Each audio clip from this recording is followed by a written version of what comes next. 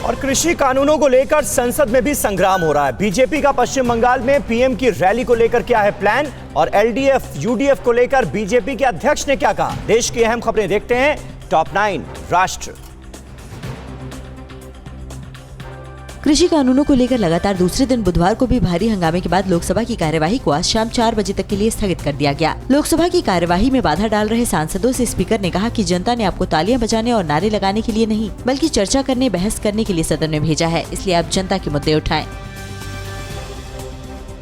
राष्ट्रपति के अभिभाषण पर चर्चा के दौरान राज्यसभा में बुधवार को हंगामे के बाद कार्यवाही आज सुबह 9 बजे तक के लिए स्थगित कर दी गई। चर्चा में भाग लेते हुए कांग्रेस सांसद और विपक्ष के नेता गुलाम नबी आजाद ने सरकार पर कई सवाल दागे और आंदोलन से निपटने के सरकारी तरीके पर विपक्ष ने गंभीर सवाल खड़े किए।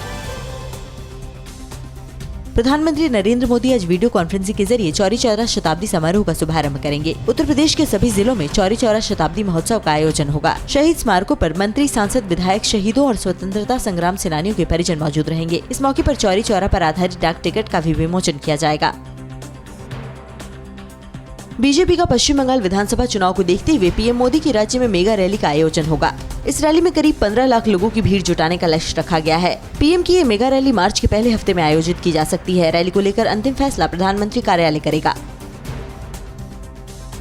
पश्चिम बंगाल में बीजेपी की रथ यात्रा के खिलाफ कोलकाता हाईकोर्ट में एक पीआईएल दाखिल की गई है। याचिका में मांग की गई है कि कोरोना महामारी और राज्य की कानून व्यवस्था को ध्यान में रखते हुए बीजेपी को रथ यात्रा की अनुमति नहीं दी जानी चाहिए। साथ ही याचिका में कहा गया है कि यात्राओं के निकलने से स्थानीय लोगों को परेशानियों का सामना करना पड़ेगा। पश्चिम बंगाल की मुख्यमंत्री ममता बनर्जी आज SC, ST और OBC समिति के सदस्यों से मुलाकात करेंगी। मुलाकात का ये कार्यक्रम दोपहर 2 बजे कोलकाता की गीतांजलि स्टेडियम में रखा गया है। राज्य में होने वाले चुनाव को देखते हुए इसे अहम माना जा रहा है। बीजेपी नेता शुभेंदु अधिकारी की पश्चिम बंगाल के पुरुलिया में आज एक रैली है। शुभेंदु यहाँ एक बड़ी पब्लिक मीटिंग को संबोधित करेंगे। वहीं दूसरी ओर बीजेपी नेता मुकुल राय की पत्नी के भाई सृजन राय, वरिष्ठ वकील ज्योति प्रकाश चटर्जी और टॉलीवुड अभिनेत्री और मॉडल नीलांजला मजूमदार टीएमसी में शामिल हो गए हैं।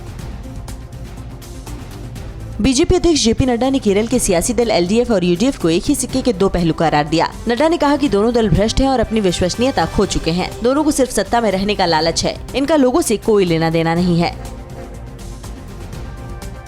दिल्ली में सीएए विरोध प्रदर्शन के दौरान जामिया विश्वविद्यालय में हुई पुलिस कार्रवाई में शामिल पुलिसकर्मियों पर एफआईआर दर्ज करने की मांग को लेकर दायर याचिका को साकेत कोर्ट ने खारिज कर दिया है।